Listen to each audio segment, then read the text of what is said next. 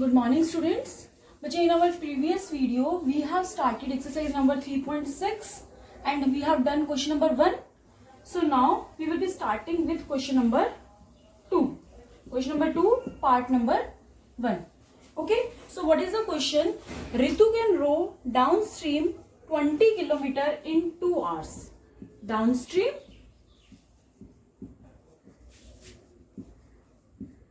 20 kilometer and in 2 hours. ठीक है. And next, upstream 4 kilometer in 2 hours. ठीक है. upstream में कितना है? 4 kilometer and again the time is 2 hours. Okay. तो find her speed of rowing in still water and the speed of the current. तो बच्चे, आपको प्रीवियस वीडियो जो हमने पहले भी स्टेटमेंट वाले क्वेश्चंस किए हैं, तो आपको बताया था कि फ्रॉम द लास्ट लाइन, जो फाइंड वाली लाइन होती है, वहां से आपको अपने एक्स और वाई पता चलते हैं. ठीक है. तो हमारा एक्स क्या बनेगा? Speed of rowing in still water. Speed in still water. Still water में जो उसकी स्पीड होती है, बोट की, शिप की, whatever it was, so x kilometer per hour. ठीक है. नेक्स्ट, अगर स्टिल वाटर में एक्स है, second thing is you have to find the speed of the current. आप स्पीड ऑफ करंट बोल सकते हो, स्पीड ऑफ स्ट्रीम बोल सकते हो, जो आपको काफी स्टूडेंट्स को इजी लगता है, is y kilometre per hour. ठीक है. ये तो हमारे बेटा स्टिल वाटर और स्ट्रीम की आ गई. आपको डाउन स्ट्रीम और अपस्ट्रीम. डाउन स्ट्रीम मीन्स पानी के नीचे और अपस्ट्रीम मीन्स पानी के ऊपर.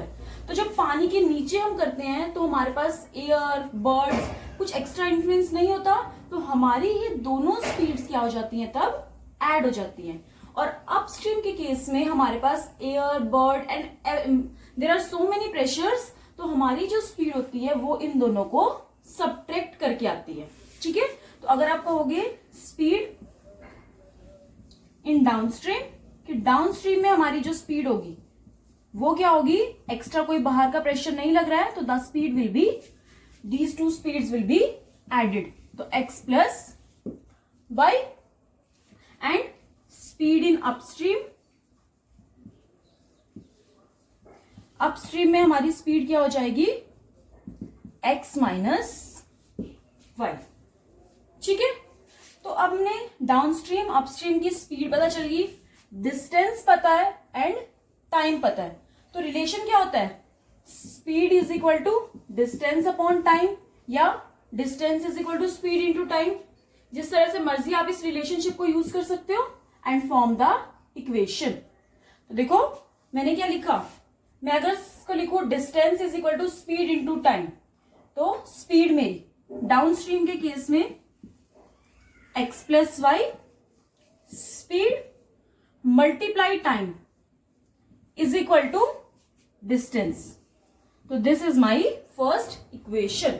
2 आपका इधर डिवाइड में हो जाएगा, तो equation will be x plus y is equal to 10. First equation. ठीक है. नाउ सेकेंड इक्वेशन क्या बनेगी, फिर से अपस्ट्रीम के लिए, time, time is 2 into speed is equal to distance, और डिस्टेंस क्या था अपस्ट्रीम का, 4. तो this equation will be x minus y is equal to 2. So these are the 2 equations, x plus y is equal to 10 and x minus y is equal to 2. Solve these 2 equations by any of the method you want and you will get your x and y. Speed in still water and speed of the, क्या होता है बेटा, second question में आपके पास क्या है, second question is about work and time. Work and time वाले questions में बेटा आपको ये पता होना चाहिए कि जब हमारा काम ज्यादा होता है तो टाइम कम लगता है, या लोग ज्यादा होते हैं काम करने के लिए तो टाइम कम लगता है, और अगर लोग कम होते हैं तो टाइम क्या होता है, ज्यादा लगता है. मीन्स वर्क और time are inversely proportional to each other. Physics में आपने ये इनवर्स का पढ़ा होगा कंसेप्ट. तो वर्क और टाइम जो होते हैं वो एक दूसरे के इनवर्सली प्रोपोर्शनल होते हैं. तो जब वर्क और टाइम के क्वेश्चंस आते हैं, हम उनमें क्या करते हैं, उनमें हम बेटा डिवाइड में काम करते हैं, 1 डे का हम निकाल के चलते हैं. ठीक है. तो स्टार्टिंग में क्वेश्चन रीड करते हैं सेकंड पार्ट का. 2 women and 5 men.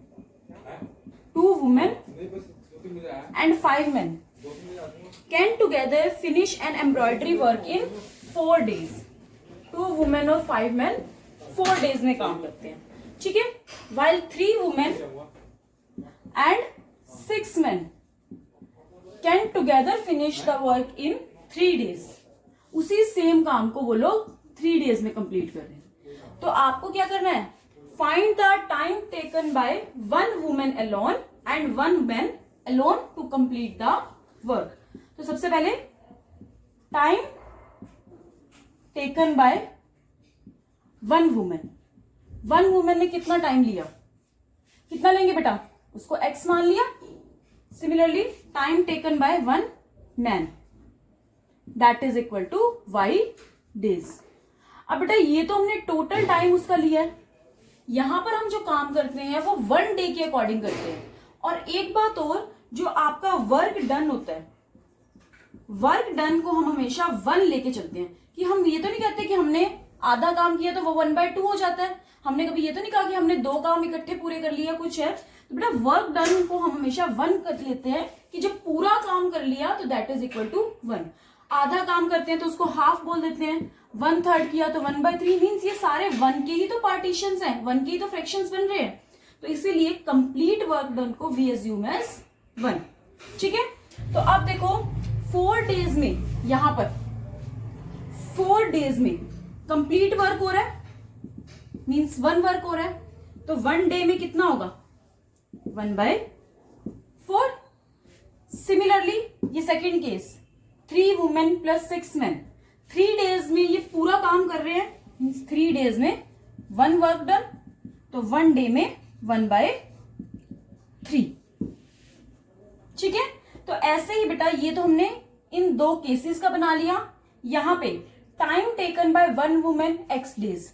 अब 1 woman ने अगर x डेज में पूरा काम किया है, 1 woman ने x डेज में बेटा पूरा काम किया है. यहां पर मैं लिख रही हूं कि इसका 1 डे का 1/4 और इसका 1 डे का 1/3. ठीक है. तो हमारे पास बेटा 1 woman का 1 डे का, देखो x डेज में फिर से हम ये लिख रहे हैं, x डेज में 1 वर्क डन. तो 1 डे में 1/x काम होगा. सिमिलरली मैन की बात करें तो y डेज में complete work done, that means 1. तो 1 डे में कितना वर्क डन हो जाएगा, 1/y. अब हम अपनी कंडीशंस पे आते हैं. The conditions that are given to us. हम सारी चीजें यहां पर बेटा 1 डे के अकॉर्डिंग करने हैं. हर चीज को हमने 1 डे के अकॉर्डिंग मेजर करना है, लिखना है. तो 2 women, 1 woman का 1 डे का 1/x, तो 2 women का 2/x प्लस 5 men, 1 man का 1 डे का 1/y, तो 5 men का 1 डे का 5/y. और टोटल वर्क डन 1 डे में इन्होंने कितना किया था, 1/4. सिमिलरली नेक्स्ट इसकी कंडीशन क्या बनेगी, 3 women, फिर से 3/x प्लस 6 men. 6 men का कितना आ जाएगा, 6/y is equal to 1 day का इनका कितना वर्क डन था, 1/3. So these are the 2 equations of this question. आपको इसमें बेटा x और y डिनोमिनेटर में है, तो आप वहीं से pair of equations reducible to linear, 1/x को a, 1/y को b, and you will solve these equations. Is it clear now? Now moving to part number 3. Part number 3 क्या है, अभी रीड करते हैं हम.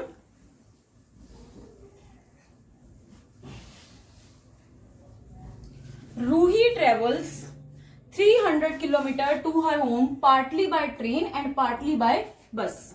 300 किलोमीटर का डिस्टेंस था, जिसमें से कुछ ट्रेन से कवर हो रहा है और कुछ बस से. ठीक है. अब इसमें क्या है, शी टेक्स 4 hours. उसको 4 घंटे लगते हैं. कब लगते हैं, इफ, यहां लिखती हूं मैं, 4 hours उसको कब लग रहे हैं, कि जब वो बस से कितना कर रही है और ट्रेन से कितना कर रही है. If she travels 60 kilometer by train and the remaining by bus. बेटा टोटल 300 किलोमीटर था, तो 300 में से 60 हो गया तो बचा कितना 240, ठीक है। And next, if she travels 100 kilometre by train, अब ट्रेन से उसने 100 किलोमीटर किया, एंड द रिमेनिंग बाय बस, तो 200 बाय बस, तो शी टेक्स 10 मिनट्स लॉन्गर, उसे पहले वाले टाइम से 10 मिनट ज्यादा लगे, means 4 hour plus 10 minute, minute को मैंने यहीं पे आवर्स में चेंज कर दिया, तो क्या हो गया 4 + 1/6 इज इक्वल टू 25/6 आवर्स, ठीक है।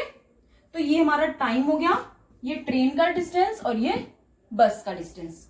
फाइंड आउट क्या करना है, find the speed of the train and the bus separately. तो जो चीज फाइंड आउट करनी होती है उसी को ही हम एक्स और वाई लेते हैं। तो speed of train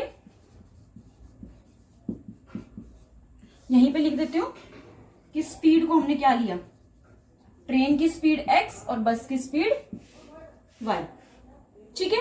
now form the equations. अब देखो टाइम पता है आपको कि टाइम कितना लग रहा है, ये रहा आपका टाइम, ये स्पीड है and this is the distance, ये डिस्टेंस हो गया, दिस इज द टाइम और स्पीड हमारे पास ये, ठीक है। तो अब फिर से वही relationship, speed is equal to distance by time या distance is equal to speed into time, कुछ भी कह सकते हो।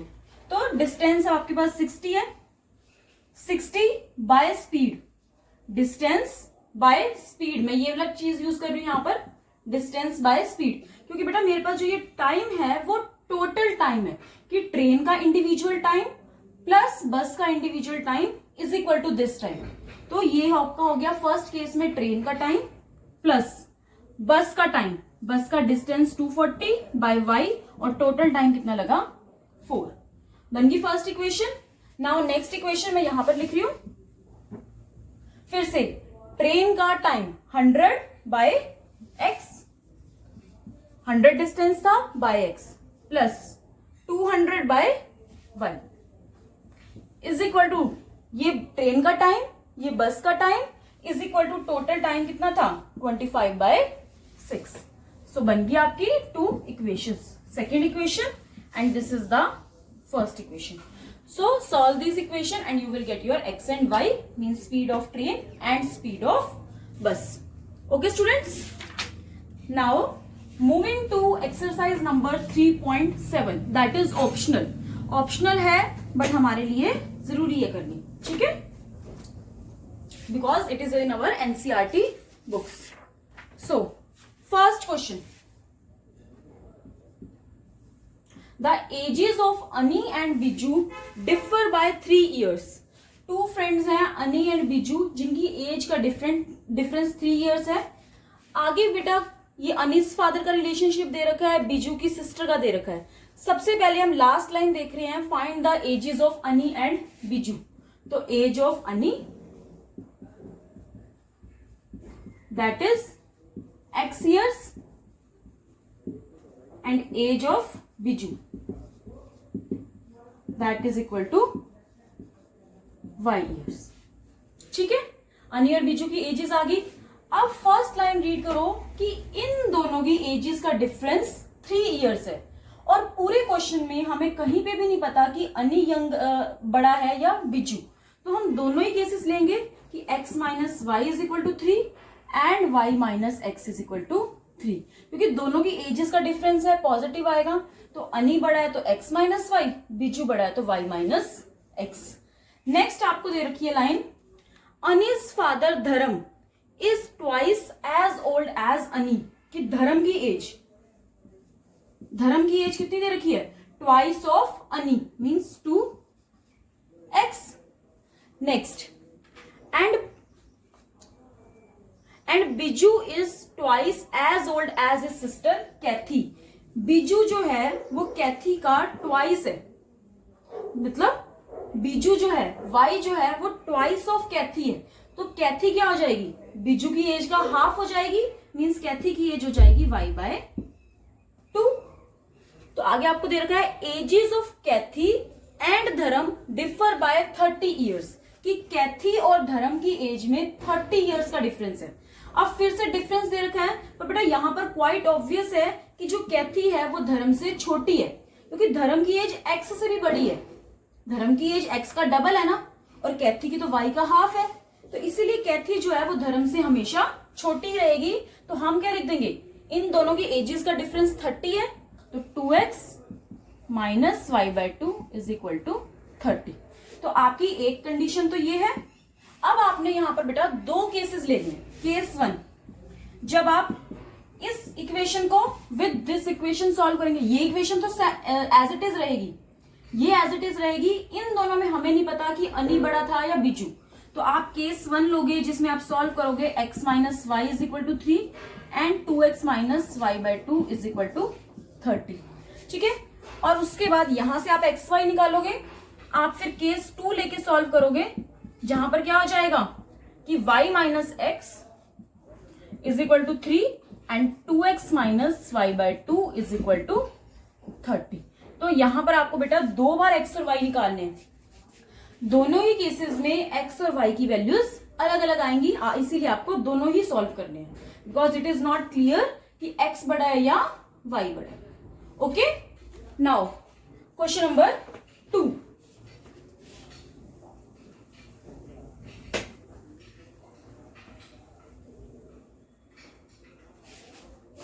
क्वेश्चन नंबर 2 में क्या है, one says give me 100, I shall then become twice as rich as you।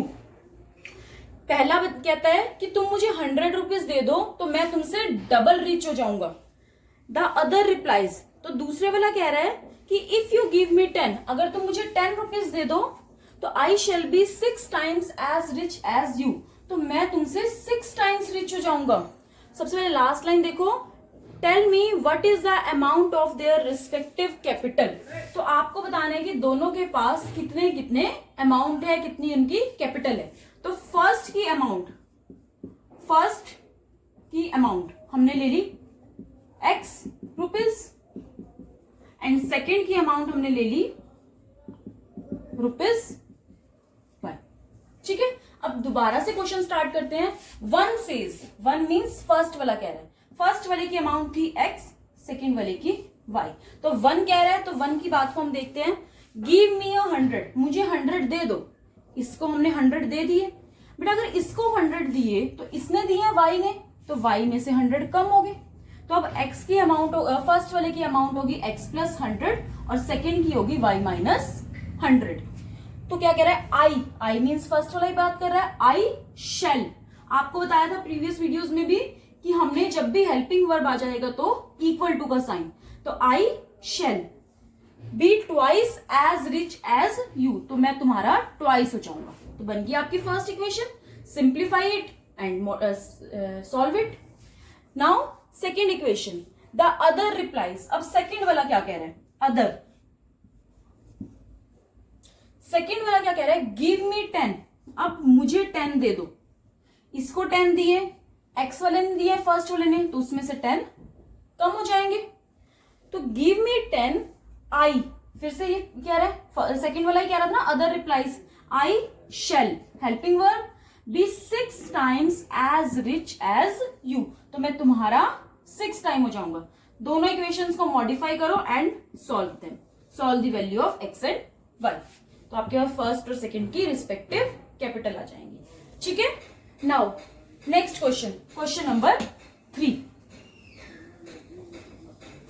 Question number 3 में क्या है, a train covered a certain distance at a uniform speed.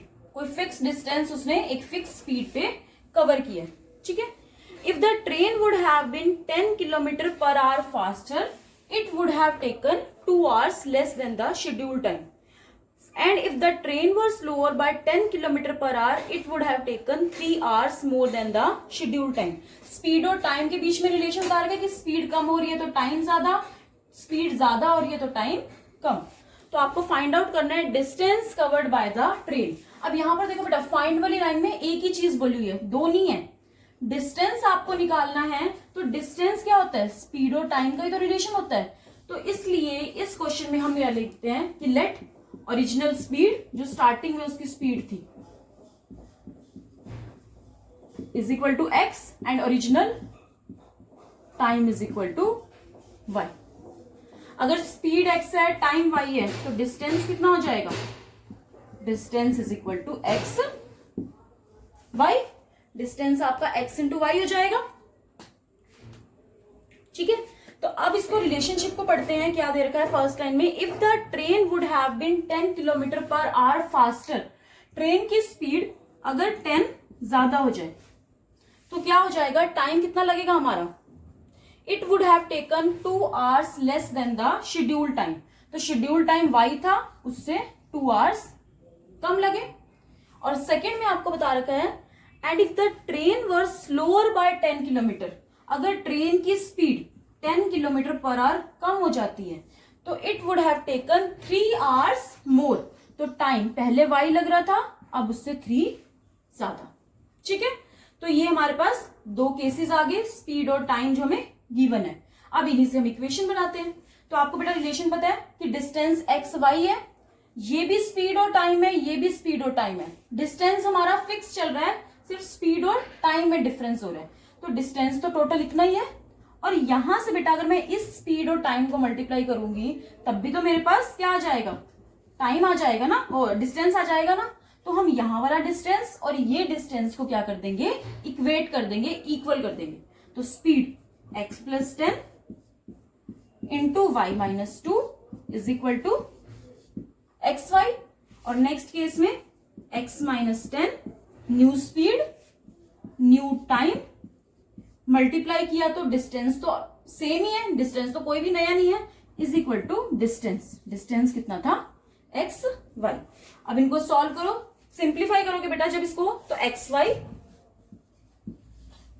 Minus 2x plus 10y और minus 20 is equal to x y. तो ये x y से x y cancel हो जाएगा, आ गई ना आपकी एक्स और वाई में इक्वेशन।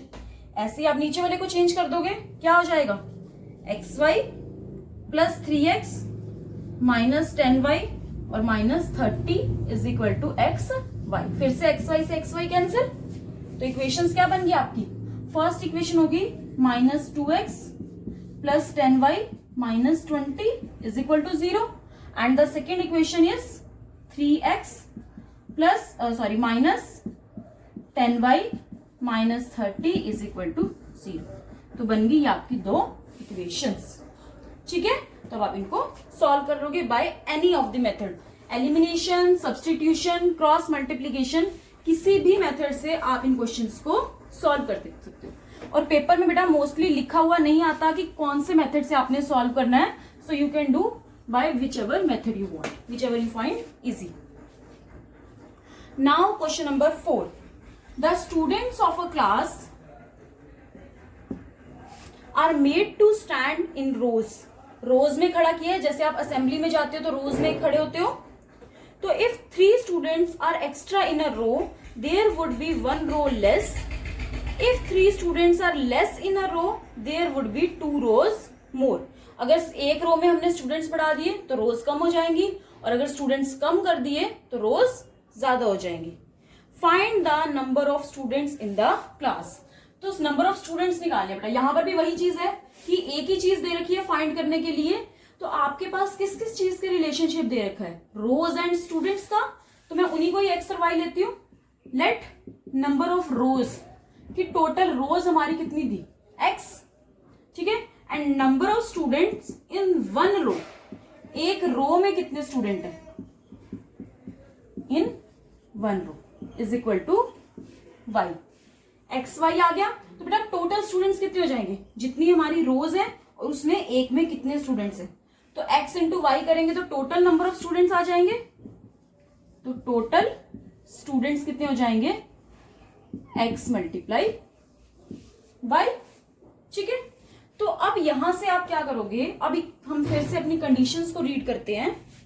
क्या थी हमारी conditions? If 3 students are extra in a row, एक रो में पहले y थे, अब y प्लस 3, तो क्या आ जाएगा? There would be 1 row less. पहले x रोज थी, अब x माइनस 1 हो जाएंगी। ये number of student in 1 row हो गए, ये नंबर ऑफ रोज होगी। दोनों को मल्टीप्लाई कर देंगे, फिर से क्या आ जाएंगे? टोटल स्टूडेंट्स, और वो कितने थे? x y। Similarly second condition क्या की, if the train were slower by 10 kilometre per hour, कि ट्रेन अगर हमारी, सॉरी गलत क्वेश्चन पढ़ रही हूँ बेटा मैं, 1 मिनट रुक जाओ। There if 3 students are less in a row, अगर एक रो में 3 स्टूडेंट्स कम हो गए, पहले y थे अब y -3, तो क्या हो जाएगा, there would be 2 rows more, पहले x रोज थी अब x +2, फिर से number of students in one row, number of rows is equal to total number of students, तो xy। सिमिलरली पिछले क्वेश्चन की तरह हो जाएगा, आपका मल्टीप्लाई करोगे तो xy कैंसिल हो जाएगा and you will get the equation in x and y। ठीक है, तो solve these 2 equation and you will get your number of rows and number of students in one row. Multiply करोगे तो आपको answer बेटा x Y देना है, ये ध्यान रखना, लास्ट में आपको एक्स और वाई को मल्टीप्लाई करके आंसर देना है, बिकॉज हमसे पूछा हुआ था कि टोटल स्टूडेंट्स कितने हैं, तो they are x and y, x into y, तो इनको आपने मल्टीप्लाई करना है। ठीक है, now next question number 5। Question number 5 जो है बेटा वो आपका ग्राफ का क्वेश्चन है, सॉरी दूसरा है क्वेश्चन, ये तो क्वेश्चन नंबर 6 है। In a triangle A B C, angle C is equal to thrice of angle B is equal to twice of angle A plus angle B. तो find all the angles of the triangle. ये triangle के angles हैं A, B and C, इनके बीच में ये relationship दे रखा है। तो यहाँ पर बेटा इसको सॉल्व करने के लिए हमने क्या करना है, अगर मैं पहले इन दोनों को इक्वेट कर दूं, ये तो लीनियर क्वेश्चन की बजाय अगर आप सिंपल भी कर लोगे तो वो ज्यादा इजी रहेगा आपको। ये तीनों आपस में इक्वल है, पहले मैं इन दो को इक्वल लेके चलती हूं और then we will take these two equal, thrice of angle b इन दोनों को is equal to twice of angle a plus angle b. ठीक है, अगर मैं इसको सॉल्व करूं पहले तो क्या हो जाएगा, 3 times angle B is equal to 2 times angle a plus 2 times angle b. ये 2 टाइम्स एंगल बी इधर आके माइनस हो जाएगा, यहाँ प्लस का है तो साइड चेंज करने पे माइनस, तो 3 - 2 1, तो angle B is equal to twice of angle A आ गया। और यू कैन से कि एंगल ए जो है वो क्या है, 1/2 ऑफ एंगल बी, ये भी आप कह सकते हो ना, इसका अपोजिट भी कह सकते हो।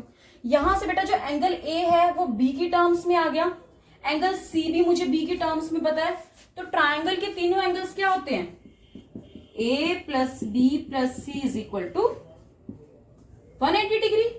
ए की वैल्यू क्या थी, half of B, b/2, B को as it is, plus C क्या है 3 times angle B means 3b is equal to 180 degree.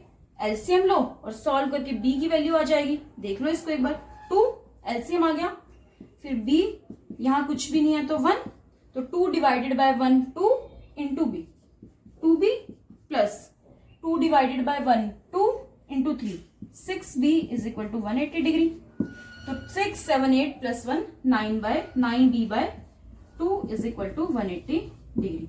तो b की वैल्यू क्या आ जाएगी, 180 मल्टीप्लाई 2 और अपॉन b की क्या वैल्यू आ जाएगी बेटा, 180 मल्टीप्लाई 2 बाय 9, तो इसको सॉल्व किया 20, तो b is equal to 40 degree. b 40 आ गया, तो a उसका हाफ है तो 20 डिग्री, और c क्या है 3 टाइम्स है, 3 टाइम्स इसका तो 120 डिग्री। तो इस तरह से आप ये क्वेश्चन विदाउट लीनियर इक्वेशन भी सॉल्व कर सकते हो सिंपल वे से। बस ये रिजल्ट यूज करना था कि sum of the angles of a triangle is equal to 180 degree. ठीक है, अब जो आपका नेक्स्ट क्वेश्चन है that is of the graph. Graph का क्वेश्चन है, इक्वेशंस को सॉल्व करना है और उसको ग्राफिकली प्लॉट करना है, तो ये आप अपने आप करोगे।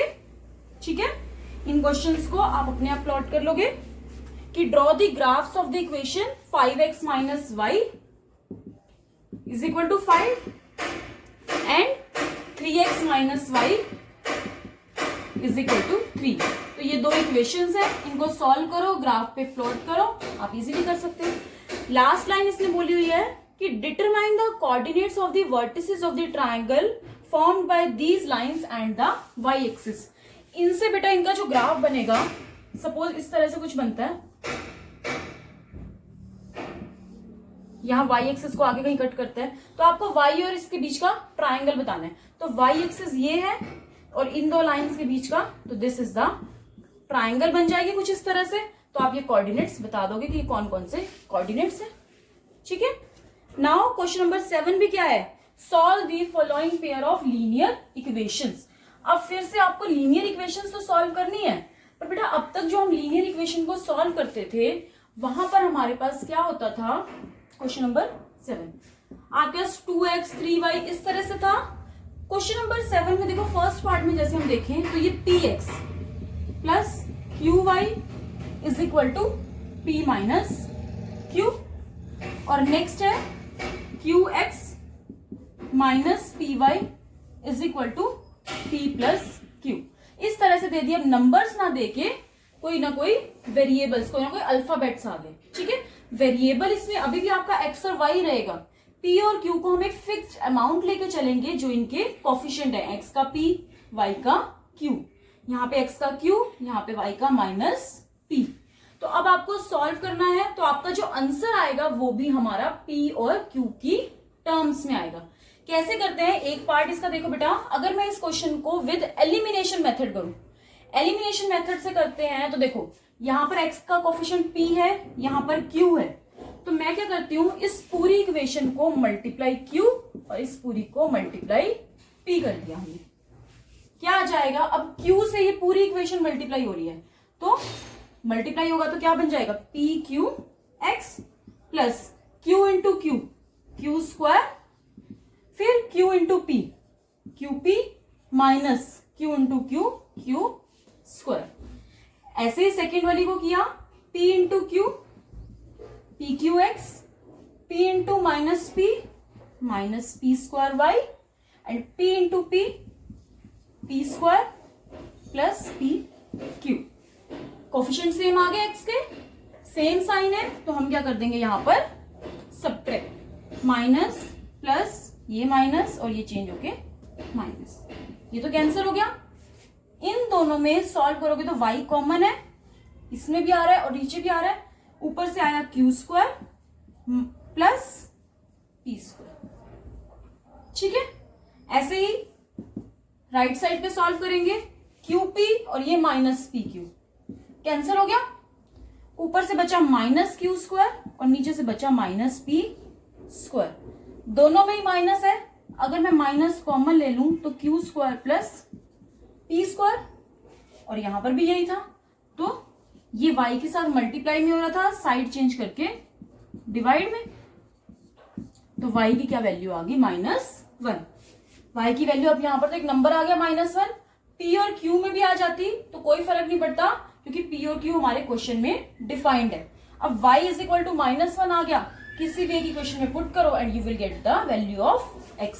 सपोज मैं इसको फर्स्ट इक्वेशन में पुट कर रही हूं, put y is equal to -1 in 1 में किया तो क्या हो गया हमारे पास बेटा, px प्लस q इंटू -1, तो minus q is equal to p minus q। ये माइनस q साइड चेंज करके प्लस q हो जाएगा, तो p minus q plus q cancel, तो x is equal to p और ये p भी इधर मल्टीप्लाई में था, साइड चेंज करके डिवाइड में, तो 1, तो x is equal to 1 and y is equal to -1। हो गया simply solve.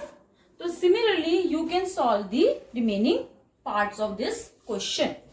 Now question number 8, question number 8 जो है बेटा वो आपका साइक्लिक क्वाड्रिलेटरल का है। साइक्लिक क्वाड्रिलेटरल क्या होती है कि ऐसी क्वाड्रिलेटरल जिसके 4 कोऑर्डिनेट्स, क्वाड्रिलेटरल के 4 कोऑर्डिनेट्स होते हैं ना, तो चारों के चारों ही coordinates have to lie on a circle. जब किसी सर्कल के ऊपर किसी क्वाड्रिलेटरल के कोऑर्डिनेट्स होते हैं तो उस हम क्वाड्रिलेटरल को क्या बोलते हैं, साइक्लिक क्वाड्रिलेटरल। और साइक्लिक क्वाड्रिलेटरल की सिर्फ एक प्रॉपर्टी होती है एंड दैट इज कि opposite angles of a cyclic quadrilateral, sum of opposite angles of a cyclic quadrilateral is equal to 180 degree. कि क्या सम होता है, 180 डिग्री। तो यहां पर जो फिगर बनी हुई है A B C D, आपको ये सारे एंगल्स गिवन है। आपको एक्स एंड वाई निकालना है. ABCD is a cyclic quadrilateral. Find the angles of the cyclic quadrilateral. तो देखो क्या दे रखा है. ए की वैल्यू है 4y प्लस 20. बी की दे रखी है 3y minus 5. C is minus 4x and D is minus 7x plus 5. तो using this property कि sum of opposite angles is equal to 180 degree. तो opposite angles B and D, A and C. तो पहले किसी भी pair को ले लो. A and C को लूंगी, इनको ऐड किया. 4y plus 20 minus 4x is equal to 180 degree. And second 3y minus 5 और इनको प्लस किया minus 7x plus 5 is equal to 180 degree. ठीक है. तो solve these two equation and you will get the value of x and y. यहां पर बेटा सिर्फ x और y पे क्वेश्चन नहीं छोड़ना. आपको बोला हुआ है कि find the angles of a cyclic quadrilateral. Angles find out करने हैं मीन्स आपको इन चारों की वैल्यू निकालनी है. तो लास्ट में you will find the value of 3y minus 5 is equal to similarly minus 4x is equal to 4y plus 20 is equal to and minus 7x plus 5 is equal to. तो आपको ये values का answer देना है कि ये क्या आएंगी. ठीक है. यहां पर क्वेश्चन नहीं छोड़ना x और y की वैल्यू निकाल के. ठीक है. With this your third chapter is completed. Now your homework is what is left in the homework. क्या किया आज हमने. Exercise 3.6 and exercise 3.7. तो होमवर्क क्या हो जाएगा बेटा आज आपका. Exercise 3.6 question number 2 plus exercise 3.7 complete. Do it in your notebooks and complete. Okay.